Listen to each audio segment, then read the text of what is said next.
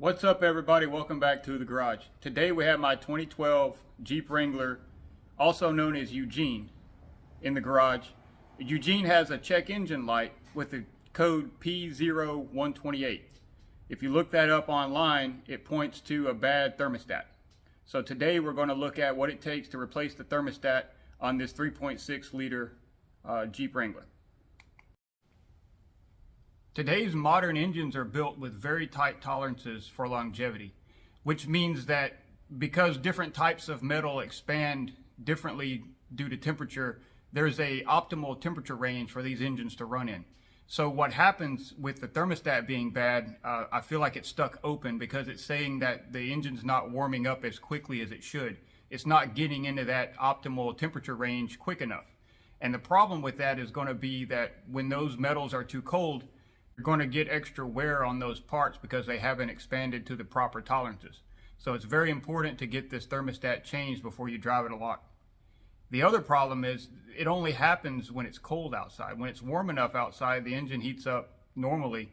So you only see this error typically when you're in the 50s or below. So you got to be careful and don't just put it off until it warms up and think that it's fixed itself, because it hasn't. It's just warm enough that it's not staying in the cold range long enough. I went ahead and got some tools together. I think this is everything we're going to need. We've got a replacement thermostat, of course. This one is a Doorman branded. I think it came off of Amazon. It's about $25.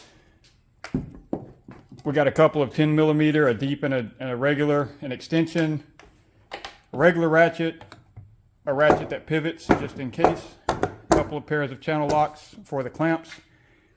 And I've got a big catch can here. A lot of the videos that I've seen on this repair, they lose a lot of coolant and have to refill it. So I'm going to try my best to catch that coolant, drain the radiator down a little bit so that we don't lose all of that. We can drain it into this clean tub and then just put it right back into the radiator when we're done.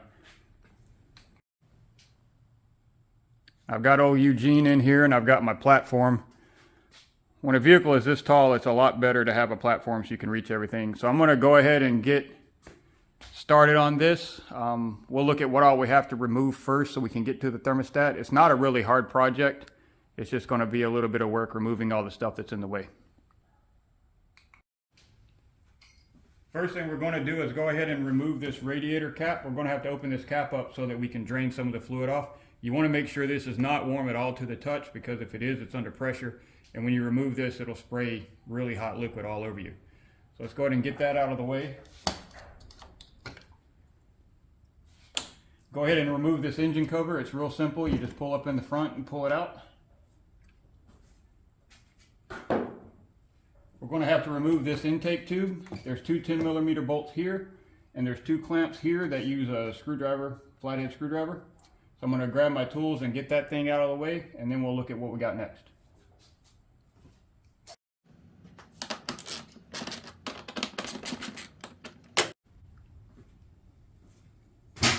One other thing to watch for is on the bottom of this tube, there's a little plug for a sensor. So you want to make sure you unplug that and not just rip it out of there, because you'll pull the wires apart.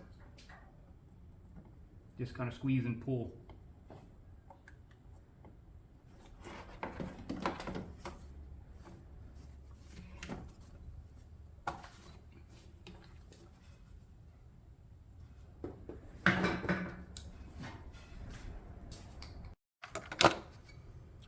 Now that all of that stuff's out of the way, you can see the old thermostat housing here.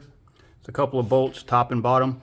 And then you've got this big hose connected to it with another clamp. We're going to have to remove that hose, but first I want to drain some of the fluid out of the radiator so we don't lose it on the floor. So I'm going to get the catch can under there, and I'll show you where the drain for the radiator is. All right, so we're underneath the Jeep here on the passenger side. This silver piece here is the bottom of the radiator, and this part here is the drain. So you've got a finger, like a wing nut type thing here, and the fluid comes out of that little hole. So what I'm going to do is I'm going to get out of the way, and I'm going to put the drain tube or the drain can here, turn this, and then catch the fluid that comes out of there We'll let it drain out in a little bit. I don't think I have to drain all of it, but we're going to let quite a bit go so we don't lose it out of the top. Alright, so I got that draining. It's not very fast because that little hole's pretty small. So it's going to be a little bit. For my bumper setup though, it was a lot easier just to reach through there. I didn't even have to go from the bottom. I could reach it right through underneath the grill. So it's running now. Once we get probably a gallon or so in there, I'll shut it off and we'll change the thermostat.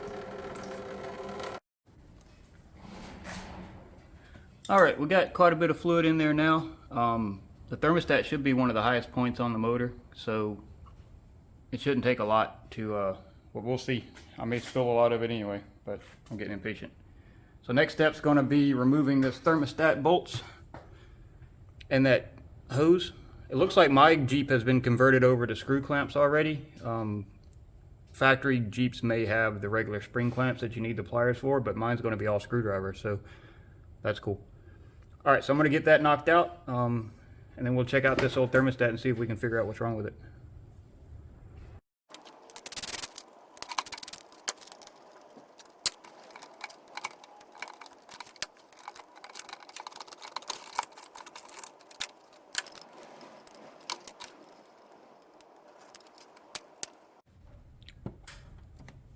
I did lose a little bit of fluid down there, but I just kind of wedged the hose up here against the throttle body. You can see it back there. Pointed up so that the fluid can't pour out. So hopefully I can get it back on there without spilling a lot.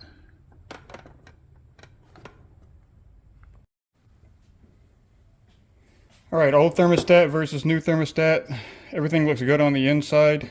One thing to note that I just noticed, the rubber seal is not in this one. That means it's still stuck on the Jeep, so I need to go remove that because this one has the rubber seal already on there. So that's one thing to watch for, and make sure your rubber seal comes off with the thermostat. If not, you got to remove it by hand. I don't really see any difference here. I mean, it looks like it's closed. I don't know why it would be throwing the error or the check engine light, but we're going to go ahead and replace it while we're in here anyway, and hopefully that clears it up. Alright, pull the old rubber seal off. I'll go ahead and wipe down the mating surface in here, make sure that there's no debris or dirt. Jeeps tend to get dirty. Eugene's under the hood is very dirty, as you can tell. So you want to make sure that everything's clean before you put it all back together. Now this does not require any silicone or sealant or anything. It already has the rubber seal built in, so you just bolt it right back up where the old one came out from.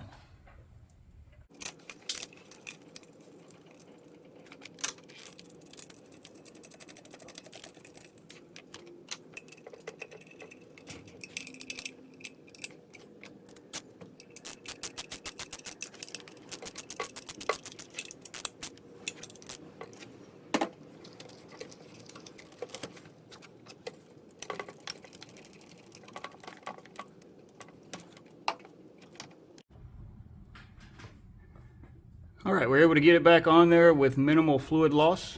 One thing to note when you're tightening up these screws, you want to snug both of them up first before you really crank on them. You don't want to crank one down and then start on the other, because you could squish that seal and make it offset, and then you'll have a leak. So snug them both up and then tighten them up. You don't have to tighten them up really tight because it has a rubber seal and it's plastic, so you don't want to go stripping that out. I got the hose back on there. Now you want to stop here. You don't want to put this all the breather hose and everything back in, because we're going to have to get to this screw here.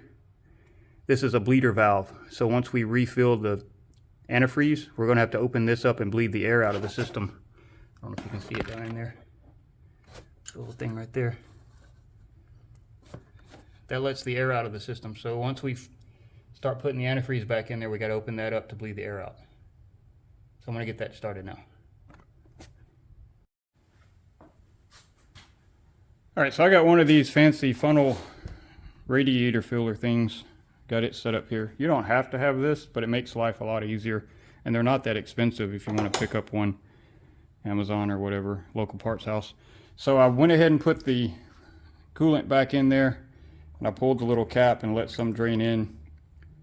And then I'm going to open that bleeder valve that's down there and let it bleed some of the air out of it. And then once fluid starts coming out of that bleeder valve, then all the air is gone and we'll be able to start the engine and start burping the cooling system. Because you really want to get all the air out of here. If you have air in the system, you'll have hot spots and cause some problems. Alright, so it was kind of hard to get that on camera, but what I used is a little short screwdriver here, and you just put it in the notch in the top of that lid, and you turn it until it loosens, and then you can finger turn it, and you'll hear the air start hissing out. And as soon as the hissing stops, fluid will start coming out. You can see it's wet around there now. Once that fluid comes out, go ahead and tighten that back up, and then snug it up with your little short screwdriver. And as you can see, all of the coolant has went back in. So I need to get some distilled water and top it off, and then we can start putting everything back together. Alright, so I went ahead and put the air tube back in. Make sure you plug that sensor back in. That's your MAF sensor, and if you don't, you'll get another check engine light. So I got some distilled water in the container here. I just started the Jeep up, so we're going to let it warm up a little bit, and it'll start sucking this water in as it warms up. Once all the bubbles stop bubbling, then we're good, and we can go ahead and clear the check engine light that's on it, and we're done.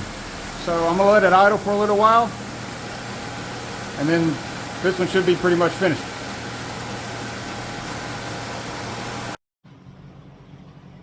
Alright guys, that's pretty much going to wrap it up for this one. I had to let the Jeep idle for quite a while, let the engine temperature come up so the thermostat opens and runs fluid through all of the engine and the radiator and everything. It finally burped all the air out of it. All of the vents blow hot when you turn on the heater. I drove it around the block real quick just to make sure, but it looks like this one's good. I have my own handheld code reader, so I went ahead and cleared that code. But if you don't have one of those, it'll clear on its own after 3 or 4 cycles of the engine heating up the way it's supposed to. So you don't have to clear it. It just makes it easier if you have one of those. So that's going to be pretty much it for this one. I still have to do the same procedure on the Jeep Grand Cherokee that we have. It's got the same engine and the same code, so I've got another thermostat for that one. But it should be basically the same process. There probably will be quite a bit more trim pieces and such under the hood because it's a more luxury vehicle than the Jeep Wranglers are. But the engine's the same, the thermostat's the same, the location's the same, so it should all be basically the same process. Thank you guys for the support and hanging out with me here in the garage. I'm going to go ahead and shut this one down. You guys have a good one and rock on.